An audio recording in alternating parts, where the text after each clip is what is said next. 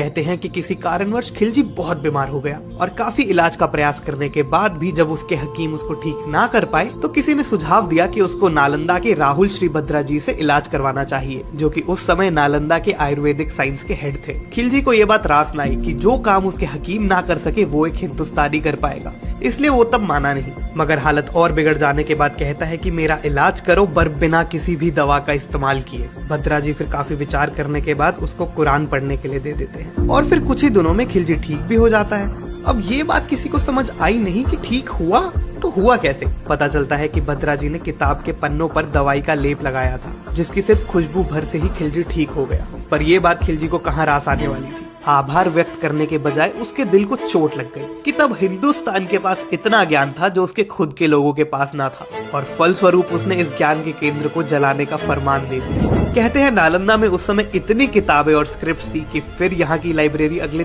3 महीने तक जलती रही। पर्शियन हिस्टोरियन जो खिलजी के समय में जिए अपनी किताब तबाकत की नसारी में बताते हैं कि कैसे सारा आसमान फिर कई दिनों तक आग के काले धुएं से लिपटा रहा।